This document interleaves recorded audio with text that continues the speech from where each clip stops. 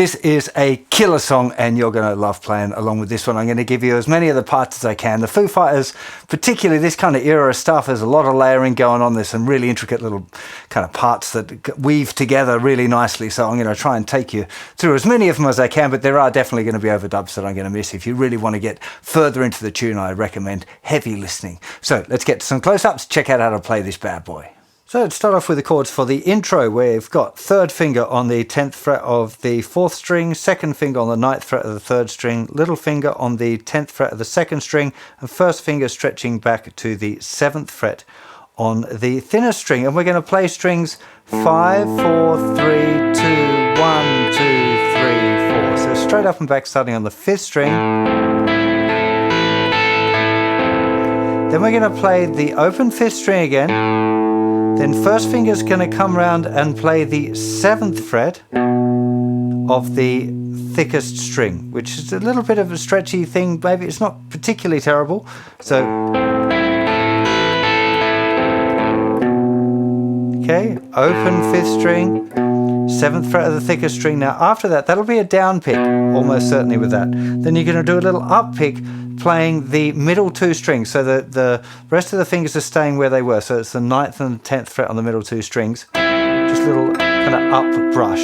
So 7th fret, up brush. Then first finger moves up and we play the 8th fret. Same little up brush.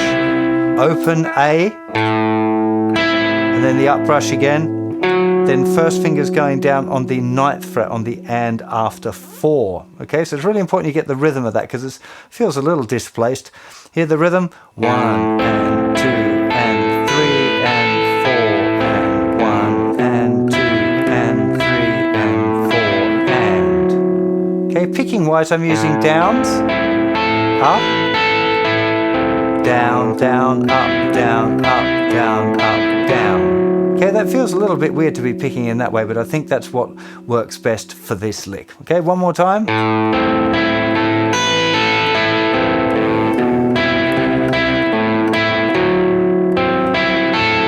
Okay, so we've played that, and then we've got 4 fingers are still staying in the same spot. We play 4th string, 3rd string, 2nd string, noting that we're playing that first note on the and after 1. So 1 and 2 and 3. Now we've got this little interesting thing. First finger's going to bend up a semitone. We're still holding that chord down. It's a semitone bend. You definitely want to be bending it up. Make sure that you leave your first finger in contact with the thicker string when you come down as well. Otherwise you might get that thicker string will ring out. So you obviously don't want to push too far or you'll bend it up over the neck. So it's a bit of a subtle bend there, semitone bend. And first finger goes back to the 8th fret.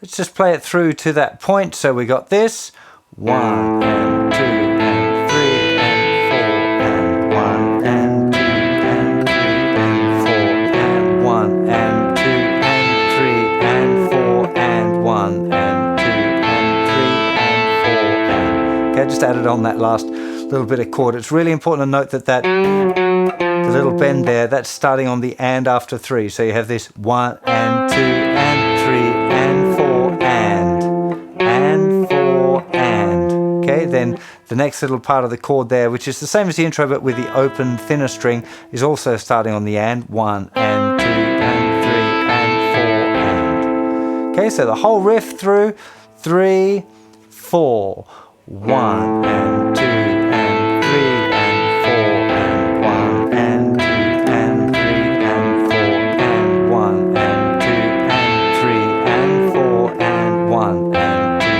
and 3 and 4 and 2 and 3 and 4 and 1 and 2 and 3 and 4 and 1 and 2 and 3 and 4 and 1 and 2 and 3 and 4 and. So probably for most of you, the hardest part of this will be the rhythm. It's not particularly difficult. It's a little bit unusual, the little first finger bend and the stretch back with the first finger there to the 7th fret on the thicker string. That it's not a standard kind of a rock riff, which I think is really cool, but having, especially in the 3rd and 4th bars where you're starting not on the beat, some of you might find that a little bit awkward. So plenty of time practicing it really slowly and you'll be rocking it in no time. So riff number 2 is this little figure that gets repeated around a lot. It's kind of a nice little layer, like a hi-hat-y kind of a layer.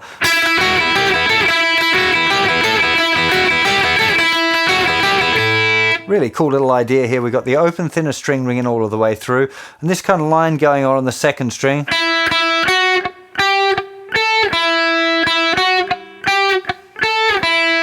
So 5th fret, 7, mute, 8, mute, 10, 5, 5, 7, mute, 8, mute, 10, 5. Okay, so when you combine that with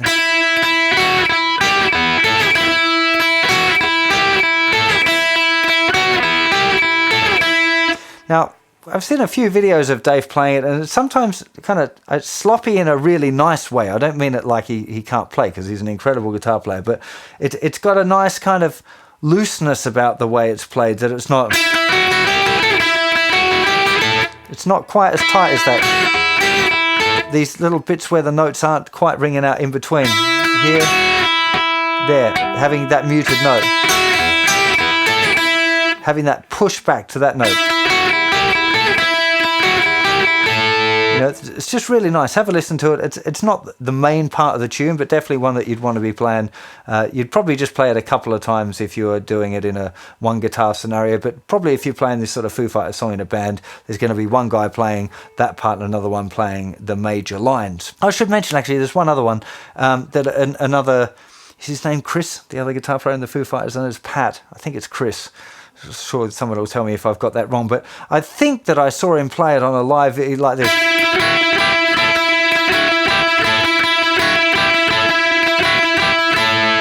Now, I don't think that's what's on it's not what I'm hearing on the record, but you might find, because it's essentially the same.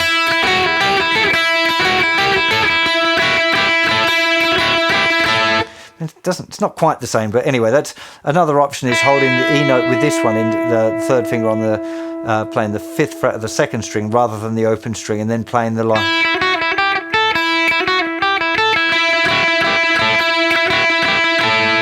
You know, so there's another option for playing that line that you might want to explore.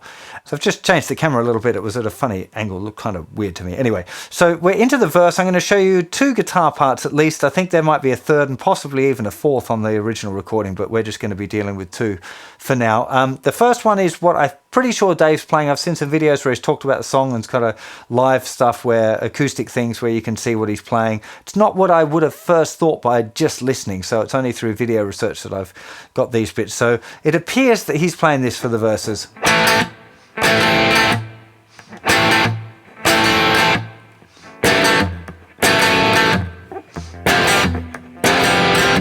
Okay, so it's regular A minor, 1 and 2, 3, 4, and 1 and 2, 3, 4, 1 and 2, 3, 4, and 1 and 2, 3, 4, 1 and 2, 3, 4, and 1 and 2, 3, 4, 1 and 2, 3, 4, and 1.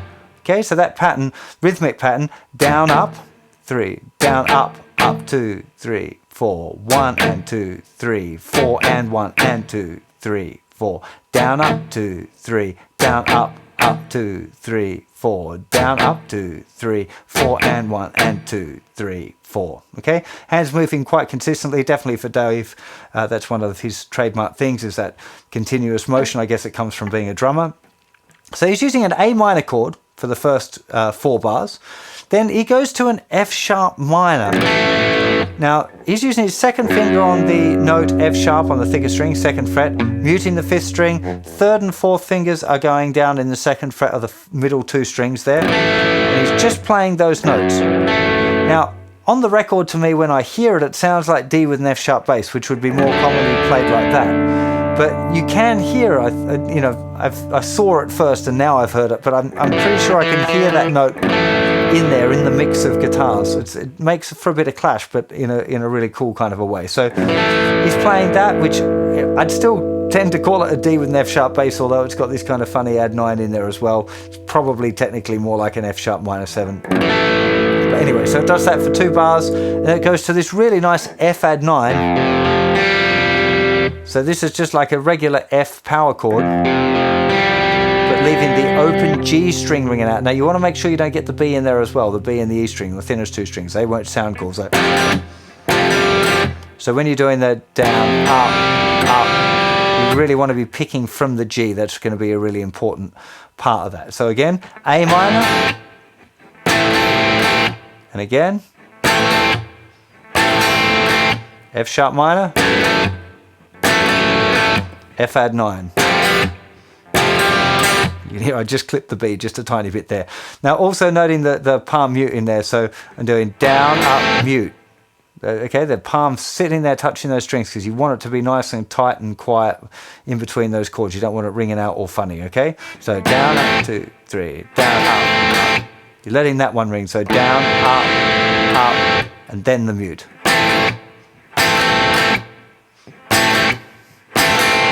Kind of exaggerating it now there, but you can see there, so it's A minor, F sharp minor or D over an F sharp with a added E in there, and then the F add 9, okay? And there's a little riff that happens, it's not every time, it doesn't happen the first time. I think the second time through he just plays it once. Actually, is it from the second, third and fourth times? You're going to have to listen to it, but there's a little bit that's on the after the F add 9, 1, 2, 3, 4 and 1 and 2, 3 and 4, just F, then the open E, G on beat 4, 3 and 4. Okay, if I add that in,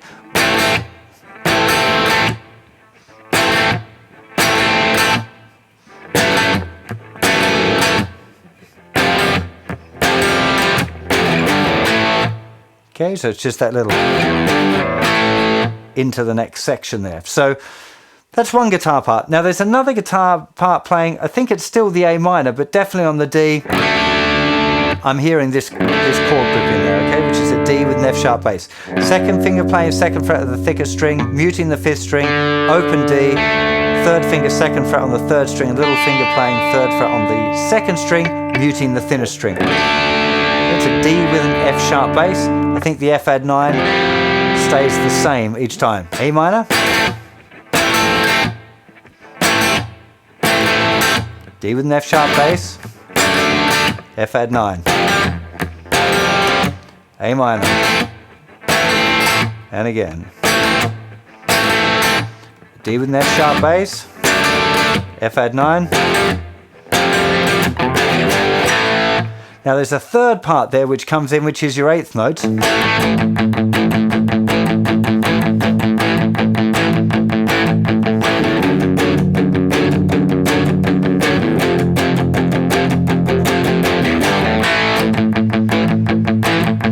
I can't really remember what the exact accent passage is, but it's just really solid eighth notes, as I remember. So 1 and 2 and 3 and 4 and 1 and 2 and 3 and 4 and 1 and 2 and 3 and 4 and 1. Now here, some of you might not be familiar with this. This is a D with an F sharp bass, kind of like a power chord. So if we had an F sharp power chord, and then we move this note up one semitone, it's kind of like this. This would be a D chord using a C shape. We're using the F sharp on the bass. Now I'm not 100% certain that's the chord that's being played. It might just be these two notes, the first finger and little finger, but I think it sounds fuller and more like it to my ears. If we add in that third finger there, that's the D with the F sharp bass, and then to the F. Okay, so that, again, it appears a few times in the song. You can use your ears to figure that out. Got that little climb up there, of course, and then we've got this little kind of bridge going into the chorus. Now it's another real classic kind of a Foo Fighters idea of having a little octave line with an open string. So first finger, let's call this riff 3. First finger, 5th fret of the 5th string, muting the thicker string as well, leaving the 4th string open, and little finger playing the 7th fret of the 3rd string. Okay, so muting the thicker string, that'll help you get that 4th string open as well, if you think about your first finger kind of being up a little higher than it might normally. Okay, so nothing, 5, open, 7. Then we're going to move the octave shape up to the 7th fret, to the 9th fret, to the 10th fret. It's just even 8th notes again.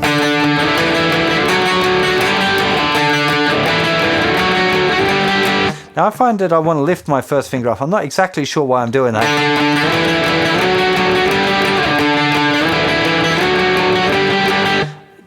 yeah, I really don't. I can't explain why that's happening sometimes, and I'm lifting it up as I go along.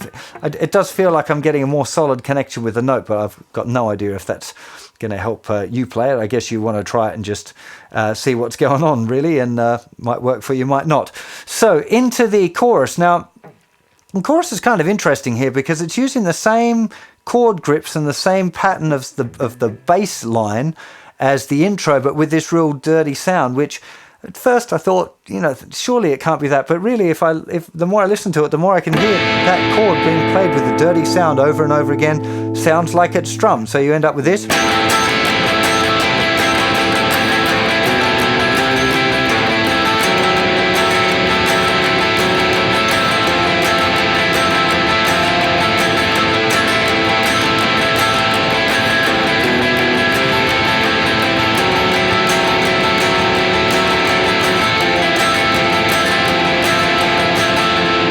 Now you can probably hear this guitar a little bit acoustically in my vocal mic, which will make it sound a little bit cleaner. But you know, on the original recording, it's quite a dirty sound for having such a major seventh chord with distortion like that. It's just a little bit unusual. I mean, it sounds great. Again, Dave Grohl is the king of arranging. You know, his producers possibly as well. Although I think he produced his first record, probably still has quite a lot of involvement in the kind of layering and stuff, and it's just unusual, but in a really cool way. I love stuff like this. It's a bit like, you can't play a major seventh chord with distortion. Like Dave Grohl, yeah, you can. Sounds great, big song. So yeah, basically the tricky part for that is just going to be getting that bass moving correctly. So you want to think again of this, the movement of here, 1 and 2 and 3 and 4, and the fact that it's all on the offbeats. 1, 2, 3, 4, 1, 2, 3, 4, 1 and 2 and 3 and 4 and. Okay? 1 and 2 and 3 and 4 and. You really want to keep a hold of that. 1, 2, 3, 4, 1, 2, 3, 4, 1 and 2 and 3 and 4 and. 1, 2, 3, 4, 1, 2, 3, 4, 1, 2, 3, 4, 1, 2, 3, 4, 1, 2, 3, 4, 1 and 2 and 3. Very, very cool. I suspect you probably won't have too much difficulty if you've already got used to playing the intro and you've got your head around the rhythm of that. Then you should be okay. But again, you know, a bit of slow practice, a little bit of listening, you should be okay on that part as well. And that's the majority of the song, but there's a couple of fun bits to go as well. So the first one, after the first chorus, is this little rock and roll.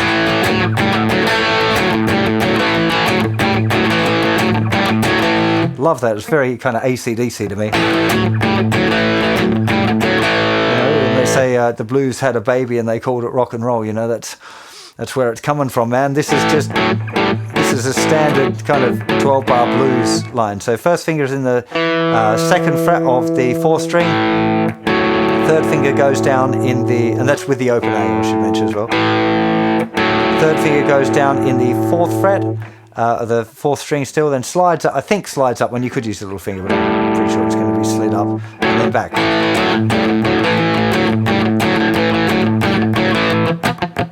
Notice that the rhythm is doing this.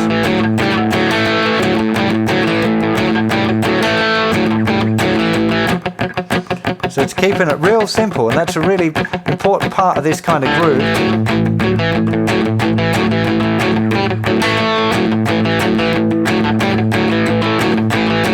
Now, as far as getting the muting right, I've thought about trying to explain, like,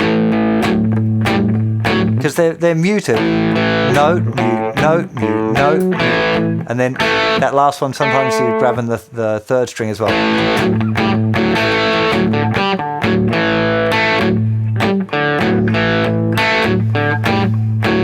It's one of those things that's simple and easy, but actually it's quite difficult to explain. It's difficult to get right until you can, which sounds ridiculous, but it's just a matter of perseverance, I think, and just trying to get it right. Remember that there's going to be a bit of muting there with the fretting hand, and this hand just stays continuous. If you stick with those two little bits, then you should be going okay there. And actually, one other thing that I forgot to mention was in the chorus as well, because again, there's loads of different layers there. I'm not certain. I couldn't really, separate them very well in my ears, what the different parts were. But I do think that there's one guitar part playing the power chordy sort of thing with the riff. So going back into the chorus. So.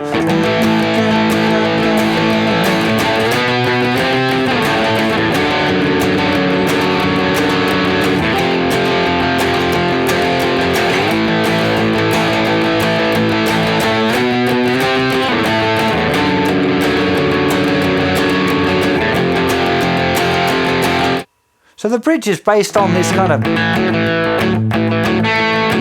it's the kind of rock and roll-y thing, but the pattern's slightly different. We've got 2nd fret, 4th fret, 5th fret, 7th fret.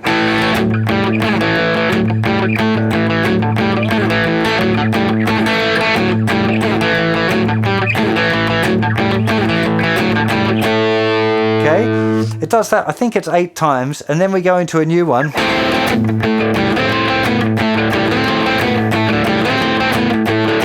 Which is done 4 times. So this one is 10th fret, 9th fret, 7th fret, 5th fret. All again with the open A string ringing out that whole time.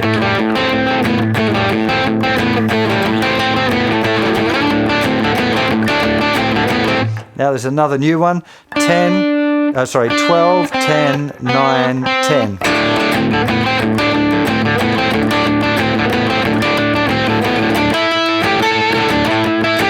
So after 3 times around that little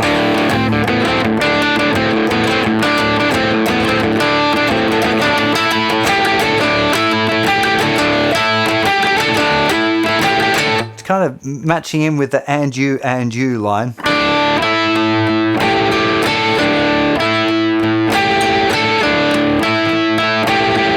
Now really important here, the line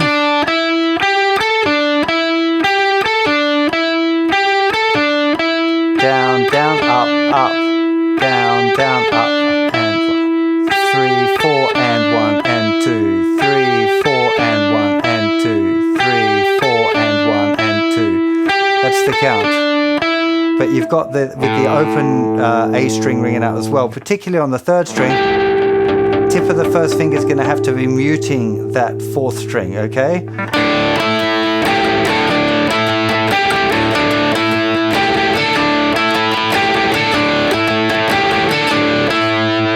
It's not a very easy little riff, that one, to get that right, and especially in the run of the whole thing. It's not killer difficult, okay? So you got... You're going to have that 8 times. That's 4, but the next one...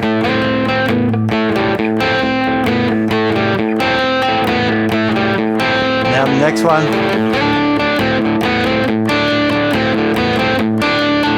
Here we go.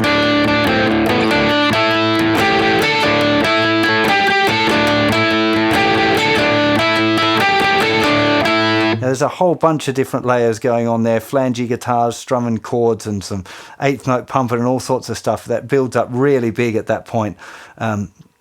Really feels quite exciting, but I haven't explored what those other layers are, because I think that's kind of the dominant part there, and I think the other one's just a pumping 8th notes on the A chord and that kind of stuff. Immediately after that as well, if you're playing it in a band on your own, you've got a nasty jump getting back into that section again, which is, I found it really challenging to suddenly go from all of this energy and all of this excitement to go back into this. I noticed live the Foos use synths and stuff for that section rather than trying to play the riff, just because there's so much energy going on. Stays in time, so as long as you can keep your pulse, keep your foot tapping, you should be okay coming back in. If there's a 3rd guitar player, if you've got 2 or 3 guitar players, probably somebody who's not doing something super energetic should have a chance to change their patch and change their sound and get into that. I've been playing a little bit dirty, of course, for this song, just because I've mostly been doing it by myself and I don't want to be changing patches. Now, the only other thing to mention, it goes into then the chorus. So those choruses at the end, you got all of those different parts. You got the strummy doing that one. You got one doing that. You definitely got the...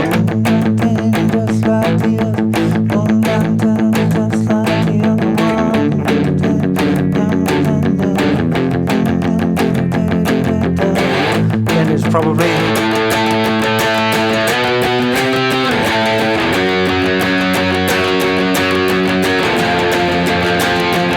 Then there is, I've just remembered now, there's another octave line that I haven't written down that comes in at that end part. So I'll leave that one for you to transcribe. There's another layer. There's loads of layers in the Foo Fighters stuff, and it sounds amazing. Just remember that once you've done that chorus through a few times, I think it goes back into... There's a little gateway back into...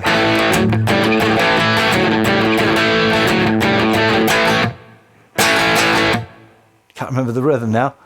2, 3, 4.